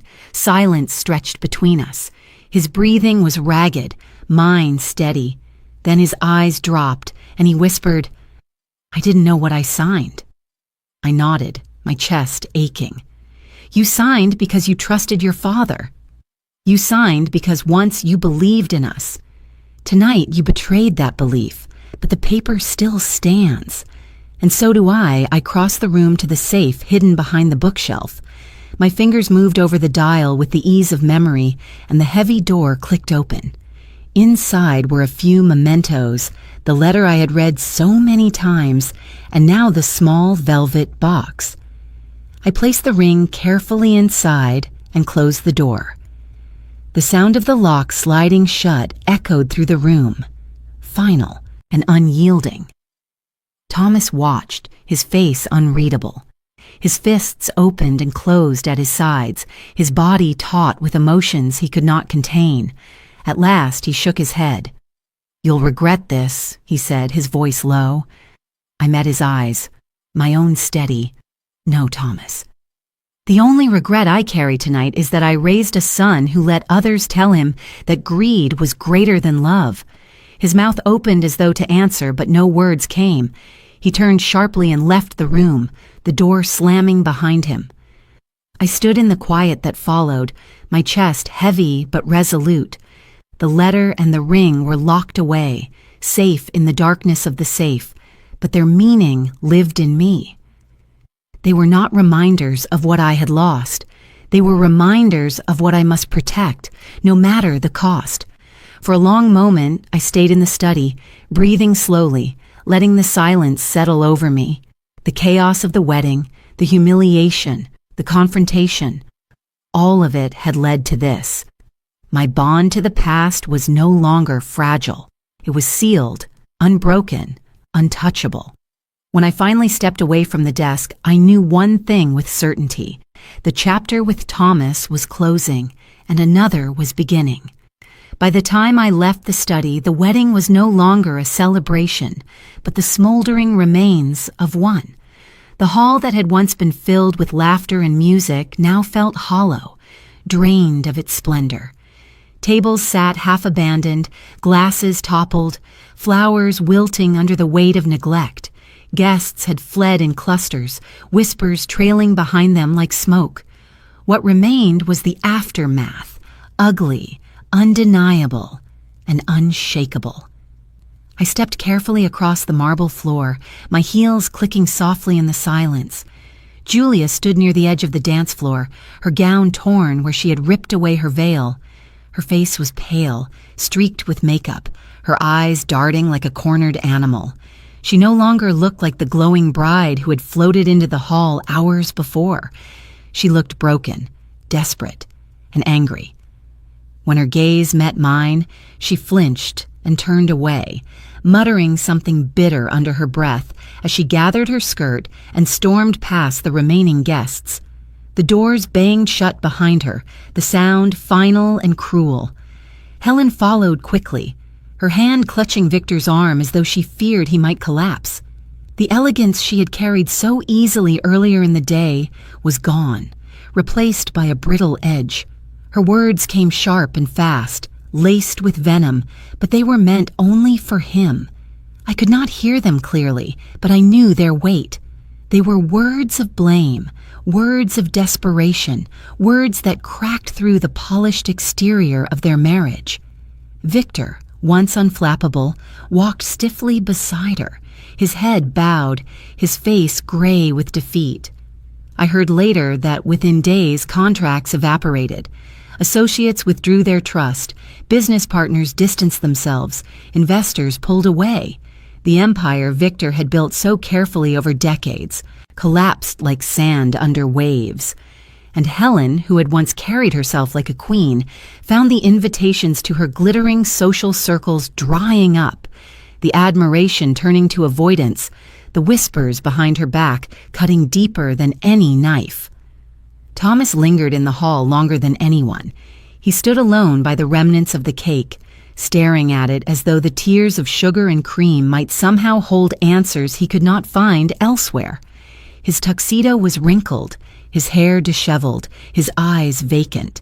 He looked like a man who had not just lost a wife but a future, a son who had gambled everything on the approval of others and walked away with nothing.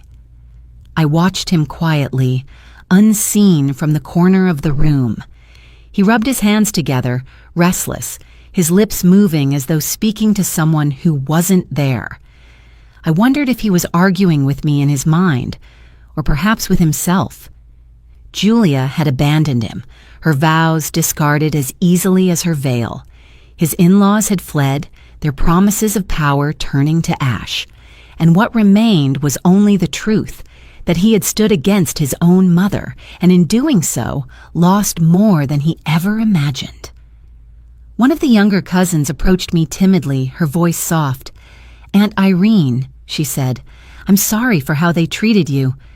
Her eyes were wide, filled with shame, not her own, but borrowed from watching the cruelty of others.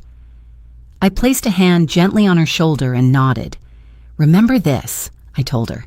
kindness is never weakness, and dignity is never for sale.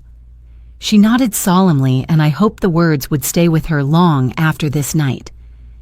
As the last guests trickled out, the hall grew still.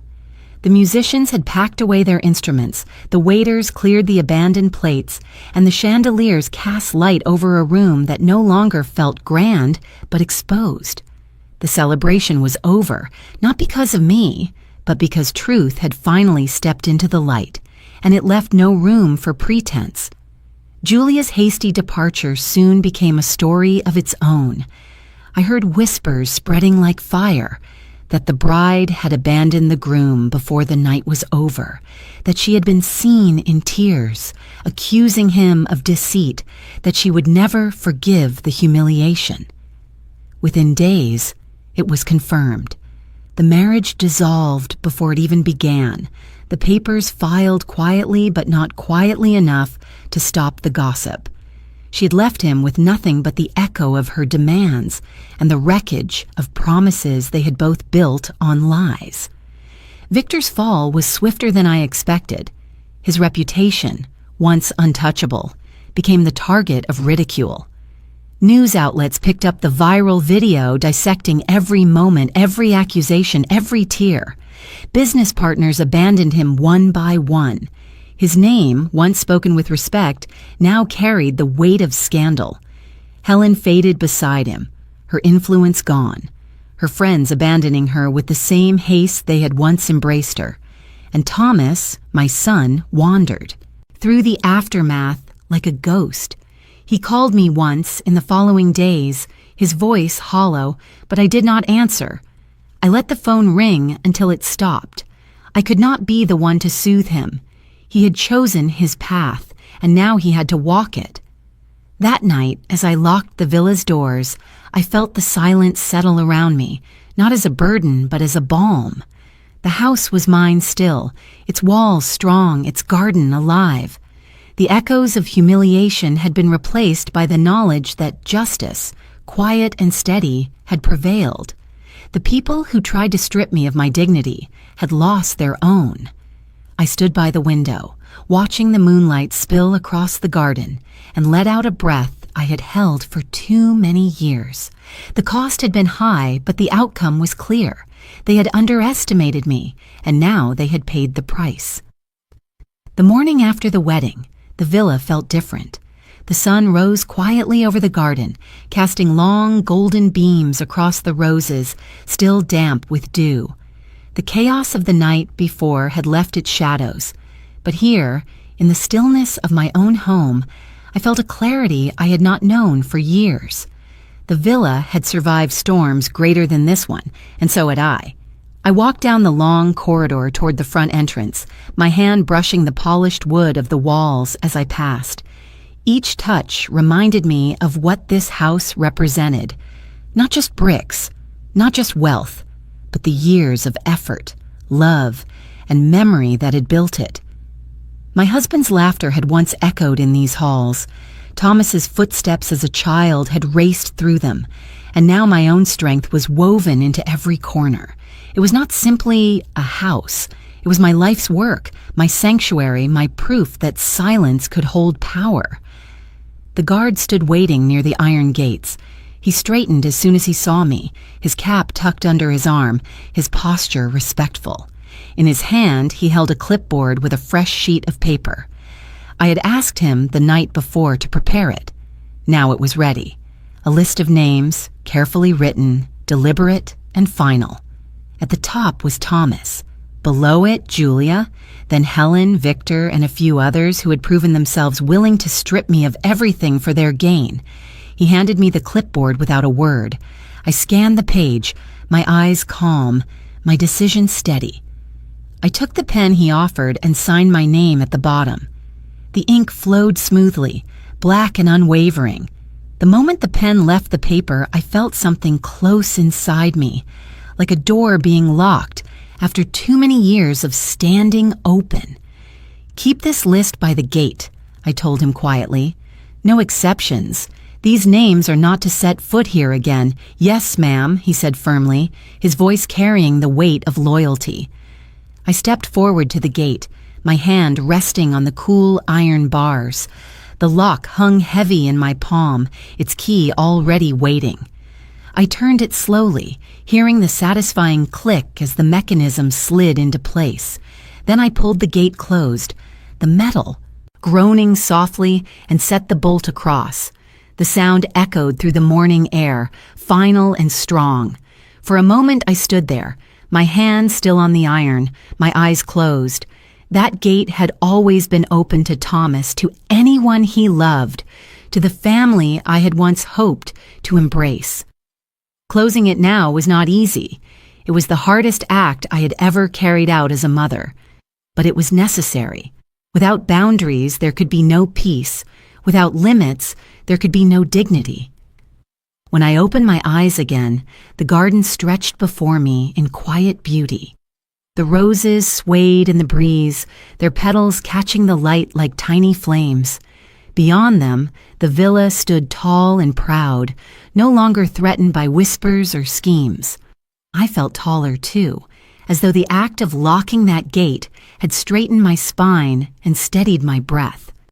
The guard returned the clipboard to his station, and I walked back up the stone path toward the front steps. Each step was lighter than the last. I carried no bitterness, only resolution. The past had been painful, but it no longer chained me.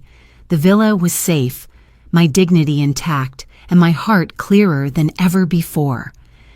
As I reached the steps, I paused and looked back once more at the locked gate. On the other side lay betrayal, greed, and manipulation. On this side lay peace, memory, and healing. The line was clear now, and I knew I would never allow it to blur again. I turned the key in my hand one final time before slipping it into my pocket. The small weight pressed against the fabric, a reminder of the decision I had made. It was not just a key, it was a promise. To myself, to my late husband, to the life I still intended to live. A promise that what was mine would remain mine, and that I would never again allow anyone to diminish my worth. The villa's doors opened as I approached, sunlight spilling into the foyer. I stepped inside, breathing in the familiar scent of wood and flowers, and felt at home in a way I had not in years. The house welcomed me back, no longer under siege, but standing as it was always meant to. Whole, strong, and silent. I smiled to myself, the kind of smile that carried no triumph, only peace. Closing the gate had not been the end of something. It had been the beginning. The days after the wedding carried a strange quiet, the kind that follows a storm. The villa no longer echoed with the sting of betrayal, but with something softer, steadier. For the first time in years, I woke without dread pressing on my chest. The house felt lighter, as though it, too, had been waiting for me to close the gates and claim my peace. One afternoon, Caldwell visited. He arrived without fanfare, carrying not a briefcase this time, but a basket of fruit from his orchard. His presence, usually so commanding, softened in my home. We sat in the garden among the roses, sipping tea while the breeze stirred the petals around us. He spoke little of the wedding, as though both of us knew its ugliness did not deserve more words. Instead, we spoke of the future, of how healing sometimes comes not from clinging to blood ties, but from building new ones with those who choose to stand beside you. His daughter joined us later, her eyes bright and curious. She was young, not much older than Thomas had been when he first learned to drive. She looked at me with a kind of reverence that startled me. "You're stronger than anyone I've ever seen," she said shyly, as if confessing a secret. "My father told me everything. You didn't shout, you didn't fight like they did, but you still won. I want to be like that someday." Her words touched me more deeply than she could have known. I had spent years believing that my silence was invisible, that no one noticed the strength it took to endure with dignity. Yet here was a girl, full of promise, looking at me not as someone broken, but as someone whole. I reached across the table and squeezed her hand gently. "Strength isn't always loud," I told her. Sometimes it's in knowing when not to bend, even if it means standing alone. As the days passed, others came too. Neighbors, colleagues of my late husband, even acquaintances who had once kept their distance.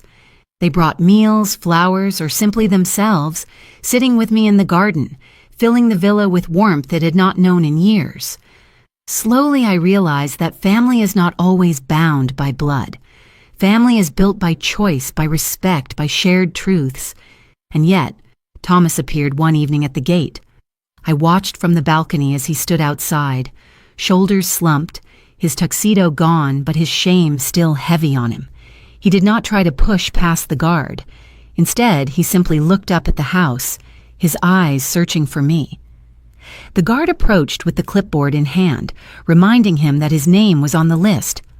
Thomas nodded, the fight gone from him. He looked small, like the boy I once cradled, not the man who had stood against me.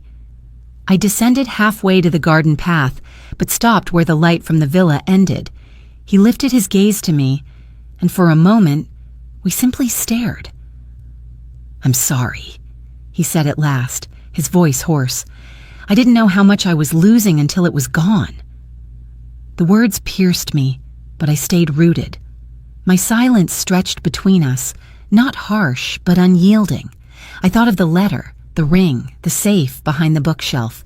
I thought of the humiliation he had dealt me, of Julia's crocodile tears, of Helen's sharp tongue, of the villa nearly stolen in the name of his ambition. And I knew forgiveness could not come tonight. Some wounds needed more than apologies. Some bonds could not be forced back together. "I hope you find what you're looking for," I said softly, and then I turned back toward the villa. The guard closed the gate behind me, the click of the lock echoing across the quiet evening. My heart ached, but it no longer bled. The distance was painful, but it was necessary. Later, Caldwell's daughter stopped me in the garden, her expression troubled. "It must hurt, turning him away," she said gently. "It does," I admitted, "but sometimes love means saying no. Sometimes it means protecting yourself so that one day he might learn the lesson he refused to see before." She nodded, her young eyes wiser than her years. "Then you're teaching more than just him. You're teaching all of us." Her words stayed with me. In her admiration, I saw something I hadn't expected, a continuation, a legacy not built on inheritance but on example. My story was no longer only mine. It had become something others could carry, something that could inspire those still learning to draw their own boundaries. That night, as I walked the halls of the villa, I realized I was no longer alone. The family I had lost in Thomas was real, but the family I was finding in others was just as real. Caldwell, his daughter, the neighbors who came with casseroles, the young cousin who whispered her apology. They were threads weaving into something strong and new. I stopped at the window, looking out at the locked gate. Beyond it lay regret, betrayal, and broken promises. Within it lay choice, respect, and healing. And for the first time in a long while, I felt not just like a survivor, but like a woman reborn.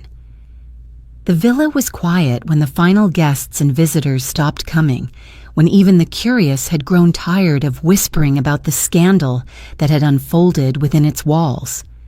What remained was silence, but not the heavy silence of humiliation I had once feared. This silence was chosen, peaceful, and steady. It was the kind of quiet that allowed me to hear my own breath, to feel the beat of my own heart, and to remember who I had always been beneath the weight of betrayal. I spent more time in the garden, tending to the roses my husband had once planted. Their roots had dug deep over the years, just as mine had. I trimmed their stems, watered their soil, and watched as new buds bloomed even after the storm had passed. They reminded me that life does not end because of broken trust or shattered dreams. It begins again, often in the most unexpected ways. Some evenings, I walked through the halls of the villa with only the glow of the lamps to light my path. Each room carried a memory: the study where my husband drafted the contracts that protected us, the staircase where Thomas once slid down the railing as a boy, the kitchen where I baked bread during winters when laughter was still abundant. These memories no longer haunted me. They grounded me, reminding me that the past, however painful, could coexist with the present without consuming it. I thought often of Thomas. His face, the night he stood at the gate, was etched into my mind, his apology clumsy but real. I did not hate him. I could never hate the child I had carried and raised, but I knew that love does not mean surrender. Love means setting boundaries, even when it hurts. Perhaps one day he would learn the difference between inheritance and legacy, between ownership and respect. Until then, my heart had to remain guarded. Caldwell visited often, always with the quiet steadiness of someone who understood. We spoke of practical matters, repairs to the villa, legal filings, community projects, but sometimes, when the evening light stretched long and golden, we spoke of deeper things, of loss, of resilience, of the ways people underestimate the quiet ones, only to discover that quiet is not the absence of strength, but its truest form. His daughter continued to visit too, her admiration for me both humbling and healing. In her, I saw not just the future, but proof that my story had meaning beyond my own walls. It was she who asked me one afternoon, "Do you ever regret it, walking away from the hall that night instead of fighting them there?" I smiled, brushing dirt from my hands as I tended the roses. "No," I told her, because walking away was not retreat. It was the beginning of everything that followed. Sometimes dignity is not in the words we shout, but in the silence we keep until the right moment comes. The scandal faded with time, replaced by other news, other dramas. But the lesson lingered in the minds of those who had witnessed it. Neighbors who once overlooked me now greeted me with respect. Strangers who had watched the live stream sent letters, some sharing their own stories of betrayal, some simply thanking me for showing that quiet strength could stand against arrogance. I often sat at my husband's desk in the evenings, running my fingers over the grain of the wood, and thought about the journey that had brought me here. There had been humiliation, yes, but there had also been resilience. There had been betrayal, but there had also been loyalty. And most of all, there had been silence. My silence, which had carried me farther than any scream ever could. What I learned is this: blood alone does not make family. Respect does. Trust does. Choice does. My son had forgotten that, and perhaps one day he will remember. But I had remembered it in time. And because of that, I still had my home, my dignity, and my peace.